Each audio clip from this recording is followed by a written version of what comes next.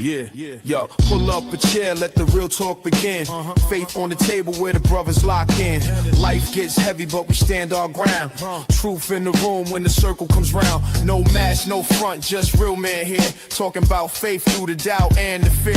From the grind of the week to the lessons we share. Welcome to the men's round table, pull up a chair. Men's round table series, step inside. Real men, real faith where the truths collide. Voices at the table where the stories get shared. Welcome to the men's round table, pull up a chair.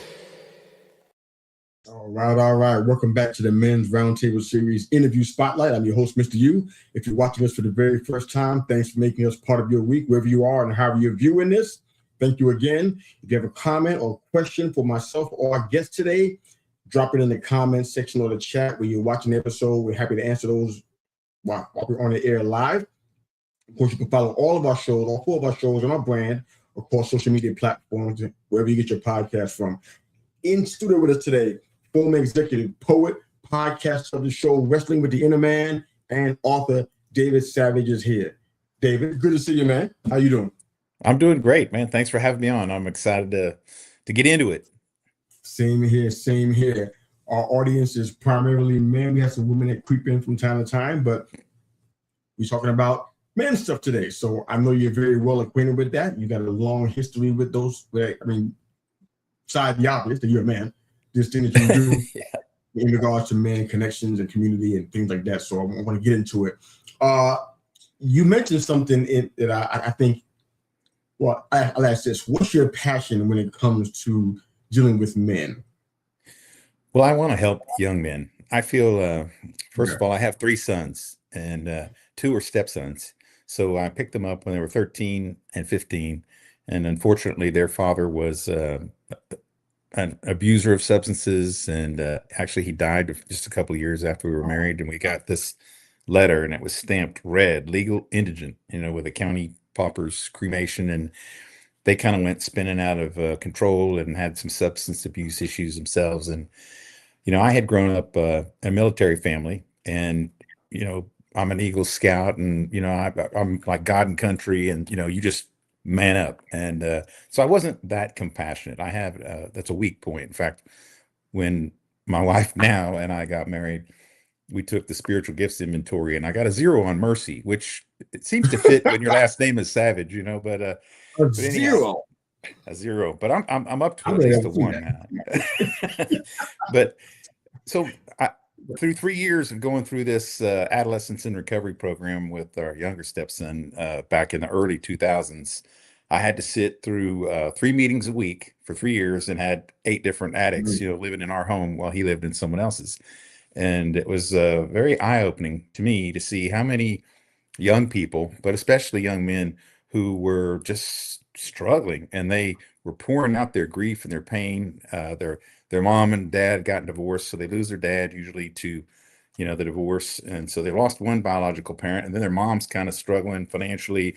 She's trying to find another husband, and then she's bringing in guys, and, they don't take an interest in that boy. And, he's trying to step up and be the man of the house. And there's just a ton of confusion and manhood fog. And then, so that really softened my heart and God put it on my heart, as like, look, this is what I want you to do to help other young men. And then you look at this generationally, and I would say the 3 Ps, pot, porn, and PlayStations have just kind of hollowed out a whole generation of young men.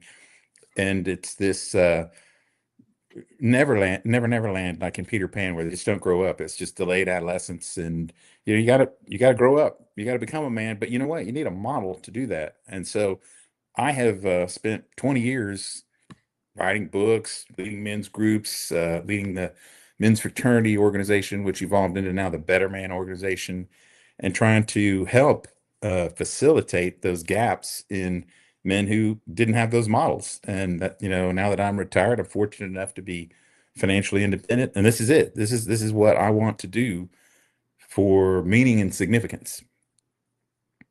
I love it, man. I love it. Love the entire story, actually. One of the things that I see that we talk about when I interview husbands, fathers, brothers, and sons, but also on our Men's Roundtable Series podcast. I'll always remember this, but I forgot to mention it this time. This show is kind of like a sister show, a one-on-one opportunity based on the Men's Roundtable Series podcast. It's every Thursday night at 7 p.m. EST. We have a safe space that we created for men around the country and even around the world now to not only be panelists, but to moderate and to be a part of the conversation where we talk about all things germane to men. And one of the things that I noticed is that a lot of men have a mission. Either they have a mission to help other men, but they neglect their own personal development, or they overemphasize their personal development and don't have any interest in helping or sharing some of the good news with other men. I think it's a very weird. Some folks fall right in between. They're willing to do both. For yourself, because you are a leader of men in your own household, what kind of emphasis do you put on your personal and spiritual development? What kind of disciplines do you have in place for yourself so that you can be able to pour out of a full cup rather than an empty one, if that makes sense? Right. Yes, it does. So in 1999, I was basically surprised, ambushed is what I would say, but with divorce papers. And my company had been sold. I was a manager. I had stock options that weren't vested, but then they became vested, and I had a nice windfall. And then I just get these divorce papers in a rake at the table, and I was like furious. I was really angry with all women in general. I think that, but then my son, who was born in 1991, he was just 8 years old, and I knew that I was going to have to be super strategic about parenting him. And I have a daughter too, and she's just as important, and I love her, but we're talking about men today. And so I started doing a lot of reading, and so that the weekends that I had him and the time that I had to spend with him, I was just super strategic about it. And lots of times, I had a great career. I'm a civil engineer by degree, and then I converted to chemical engineering.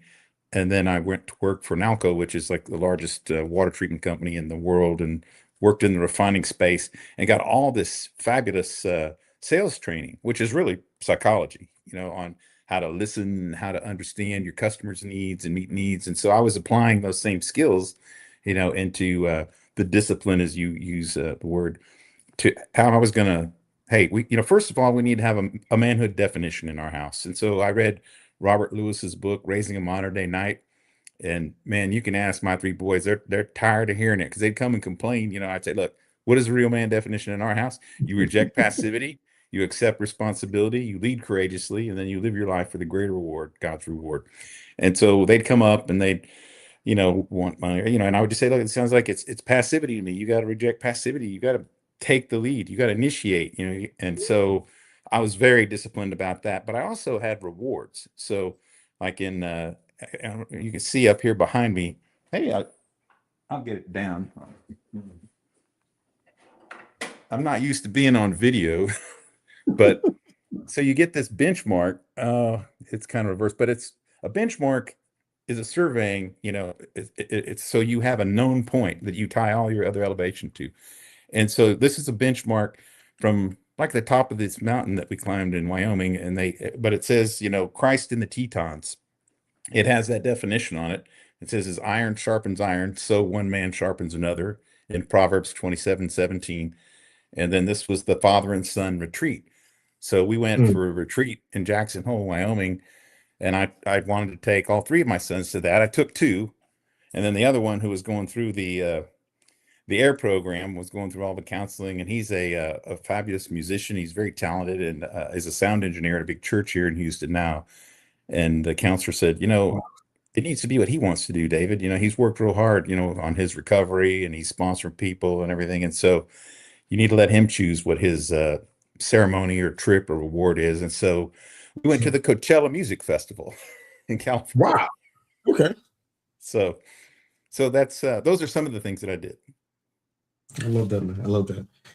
Definitely well-rounded. If you could pinpoint one area in all of your boys that you think that you could take credit in this moment, this is totally for you here. God gets all the glory, but you can take credit here as well. It is one area that you see that's common in all of your boys. That you say, you know what? If I hadn't changed this in me, I wouldn't see this. You have one of those you can think of? so that my older two were 13 and 15 when we got married. So I didn't have Right. much time to do the molding on them. And they're 38 and they'll be 40 this year.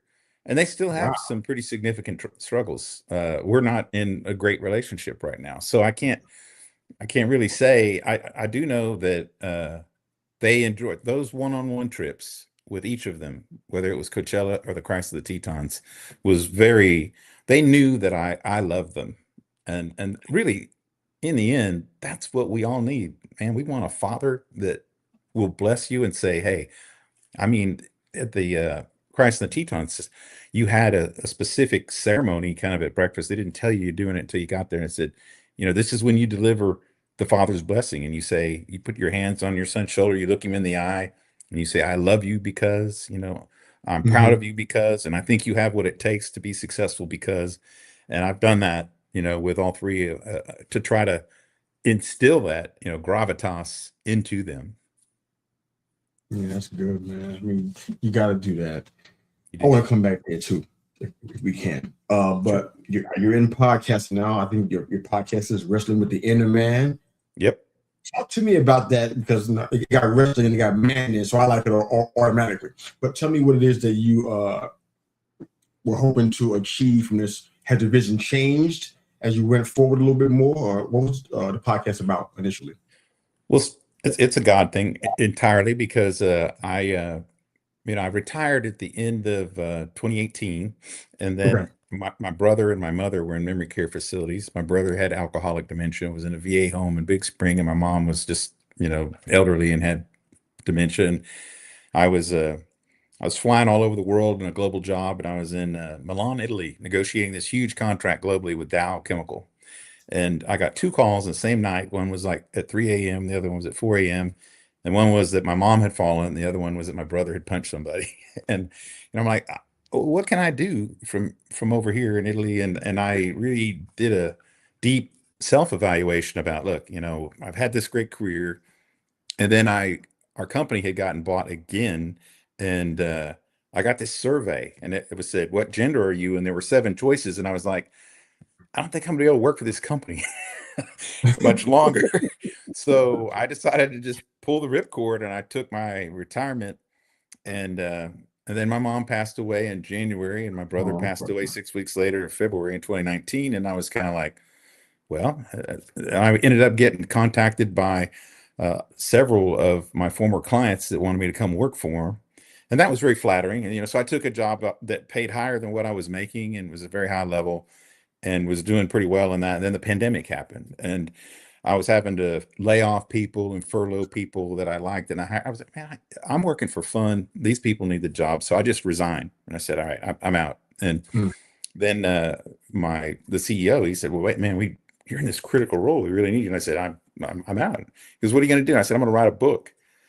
And he said, about what?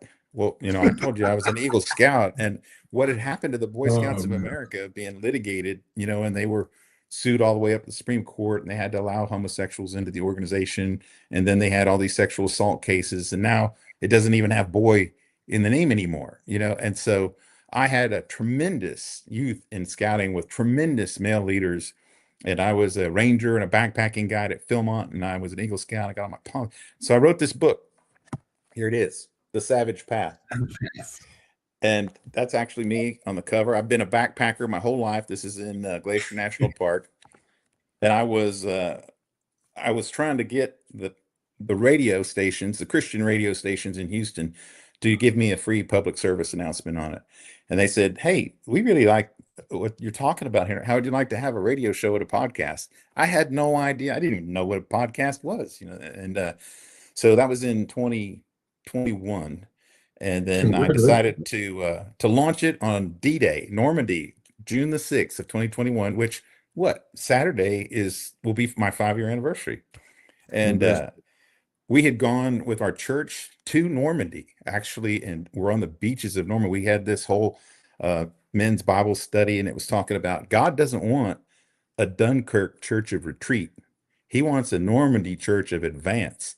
And we felt like too many people were they were just like, well, beam me up, man. You know, I'm looking at all these end time things and we got to be close and I don't want to have to do anything. So let's just, you know, rapture me. And well, that's not what God wants. He wants you Yeah. working hard for him. And Intelligence. so I ended up in the podcast and then it evolved. At first, it was called Salt and Pepper Conversations. I had a tremendous friend who was a black guy and a pastor. He had been you know, a misspent youth. He'd been in jail, and you know, he called himself a street pharmacist. and, and but he is a pastor, just on fire with the Lord, and he. So we thought, man, it'd be real clever. We'll call it Salt and Pepper Conversations because the big black pastor is actually the salt because he represents salt and light. I represent the pepper because of the dark thoughts and the hot tempers. And nobody got it, you know. So it was a horrible. Yeah. So then we changed the name to Wrestling with the Inner Man because the first fight every one of us face each and every day is the fight between our selfish, sinful nature and our Holy Spirit inspired divine nature. And that's what the show's about. Every episode, all the things that we struggle with, trying to forgive other people, trying to anger management, you know, life-threatening illnesses, isolation. I have 135 episodes up, and I've just met some of the most unbelievable people that have been guests, and that's really I'm a story collector. Love that. We got time for a couple more questions. I want to try to get those in. Yourself personally, I mean, you're serving a lot of people, and you are allowing your voice to be help so many people. What's the one mountain you personally are still struggling with climbing? You know what it is? YouTube, you know, trying to get on video. So I've got so many people that say, look, if you're out there trying to reach the 18 to 30-year-old, you need to be on video because there's sliding screens, you know, and you need to be on TikTok or YouTube or Instagram. And what I've learned is that they're not really that fond of a Christian message. You know, we get digitally ring fenced, we get, you know, limited in our reach. And so I've struggled a lot with not YouTube really, but that's what I've got. One of my consultants is saying, you know, you got to get a YouTube channel. You know, you have all this. I have a lot of video of all my backpacking trips, and you know, when things go wrong and you're in the backcountry, and you know, you got like a little tent and a pocket knife and a flashlight. You know, bad decisions can really cost you. So, but we learn from those and we adapt, and that's how you learn. You teach. You go, okay, you know what? If it's hailing outside right now, we're not going to be able to hike to that neck camp. We're going to have to just hunker down here for if it's for 3 days and half the trip. This is what we have to do because I only got one other set of clothes, and so. But I would say I've really struggled with the whole automation. You know, AI. I did a podcast. I don't do many monologue podcasts, but I did one earlier this year about the idolatry of AI, you know, that we're experiencing right now and the unintended consequences of it because of my knowledge about energy and specifically water and how much energy AI requires and the cooling water to cool those systems is taking it away from human population. I'm not sure that everyone's really kind of thought that through very well. So I talk about that and other things. So anyway, that's really my struggle, right? At least today, that's what I'm kind of, all right, I'm going to have to be drug into, you know, this world of video. I got a face made for radio is what people have told me. Oh, wow. Well, what I want to do to close the show out today, David, is to have you kind of speak.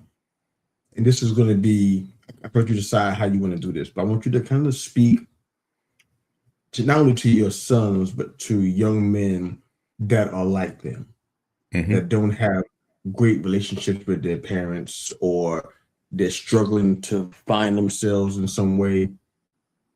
Speak to those young men, even if it includes your sons, and just share what's on your heart, and then let folks know where they can find you and your work, and then we'll go ahead and close out. Whatever you're ready. Go ahead. All right. Well, that's quite an invitation because I told you two of my sons are somewhat estranged. Sean, who lives in Houston, we haven't seen in 4 years, mostly over like political issues, but we still correspond some. And then Jeffrey, you know, we had to help him get out of jail just last summer, and you know, he's out there struggling. We've had to maintain some boundaries. But if he were listening to this right now, I want them and Dayton, my son, who's doing well, and I have a grandson now with him, and that I, like I told him then, I still love him. I don't like some of the decisions that they've made, and those are their decisions to make. But and other men out there who are in similar situations, you must reject the victim mentality. The world doesn't owe you anything. What you need is a savior, because what all of this is, what takes every man down and has for all time, is Satan. It's evil. It's spiritual warfare. And guess what? We're flesh. We have no weapons, nothing to fight with in a spiritual realm. So the only thing that any of us can do is to tag in there and say, I'm letting this fight be fought for me by the guy who's already won all the battles, Jesus Christ. And so that's the only thing that any of us can do. And that's really the story of every episode on my podcast. Again, it's called Wrestling with the Inner Man. And my website is thesavagepath.com. And my email is david@thesavagepath.com. So if you want to check out any of my stuff, go to the website, listen to some podcasts. I have a series of bonus features that I'm going to be putting out on June 15th for Father's Day, which is right around the corner.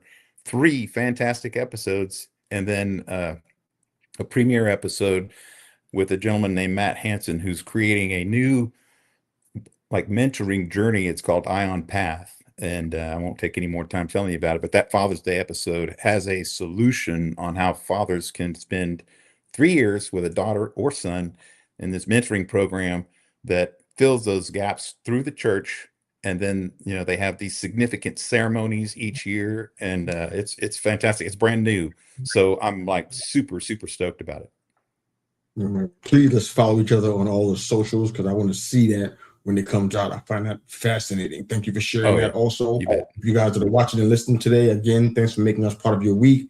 thesavagepath.com is one way, and david@thesavagepath.com is where you can email David to hear more about his book, his work, and what he's doing, his faith and his beliefs, whatever it is that interests you about the episode that we had today. You can find him at thesavagepath.com or david@thesavagepath.com.